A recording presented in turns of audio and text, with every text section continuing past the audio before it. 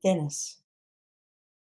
The depth charger slipped silently into the Venetian lagoon under an almost full moon that glowed through the foggy night sky. Quill manoeuvred the vessel towards a more isolated area in the northeast of the island to dock. "We can hardly park this thing at St. Mark's Square," he said with a grin. "From here, we'll have to make our way on foot to San Polo, where your mother is staying," he added, offering Ambra a hand as she clambered out of the hatch onto the roof. The cold burned Ambra's lips as she stepped onto the dock, her breath hanging in the icy air. She was grateful for the ship-issue black jacket, navy pants, thermals, socks and boots that Quill had supplied her with, which kept the northern winter night at bay. Quill led Ambra as the two wove their way through the cobbled streets, bridges and archways of Venice. It was late at night, and the streets and squares had long since emptied of Carnevale revellers. The city ached with cold. There was not a soul about, only a rat scampering along near Teatro La Fenice, and even he dove into a hole in the side of the building as fast as he could. "He must be late for a show," quipped Quill, causing Ambra to giggle at the idea of a rat at the theatre. It took them a good 20 minutes on foot at a decent pace to make their way from Castello towards San Marco, then follow the signs per Rialto. Ambra kept thinking of the front page of the Raw Prawn and the story Quill had told her about the murder of her mother's colleague on top of the Rialto Bridge. Though she had warmed up from the brisk walk, she shivered as she reached the top of the arch and hurried quickly down the steps into the San Polo district. Quill led Ambra on a route she was certain she could never find again. Left from the square with a church and a well in the middle, left on another small calle with a quaint bookshop on the corner, into another small piazza, a left turn into Calle del Forno, then turn right, another left turn. She was dizzy. Finally, they arrived at a small, 4-story building. There were 2 windows with wrought iron grilles on either side of the sturdy wooden door that was the main entrance to the building. Warm yellow light shone into the courtyard through the glass. Ambra noticed there were black shadows moving around inside the lobby. "Armed security? Police?" "Oh," muttered Quill, standing a few feet back from the door as he pondered what to do next. "I wasn't expecting having to deal with—" "Fermati!" came a shout from inside the lobby. The door was flung open.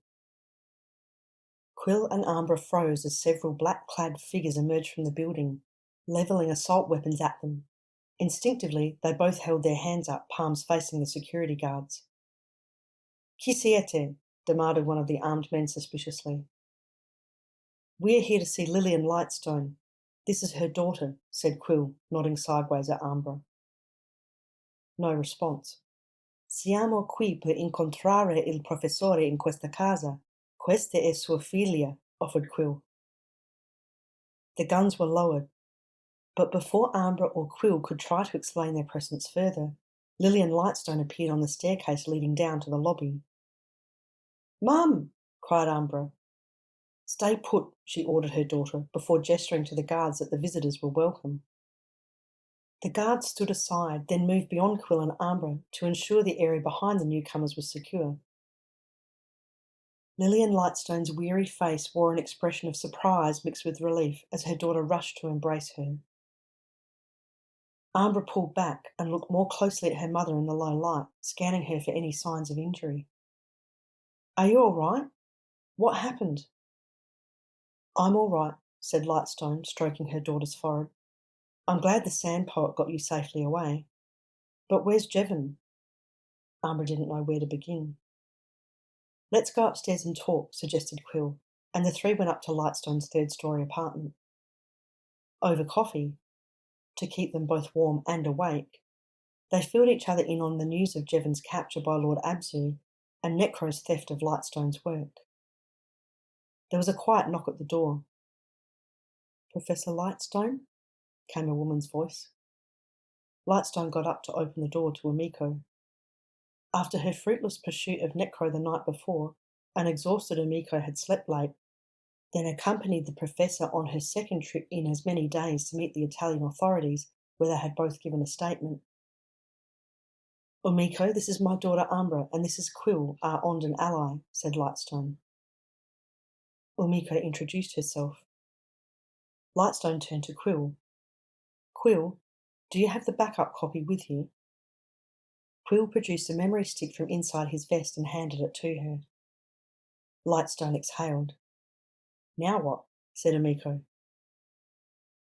"Necro knows our announcement is imminent, and he will quickly have what he stole in the hands of those who will use it to misinform people about what the findings mean.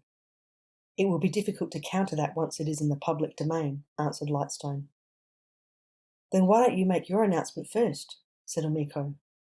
"Well, there's the complex logistics of having to rearrange an international press conference, especially with the theft throwing things into further disarray.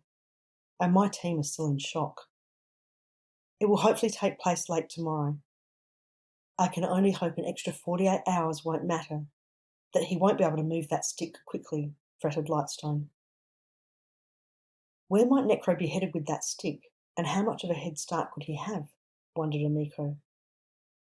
Lightstone shrugged and shook her head.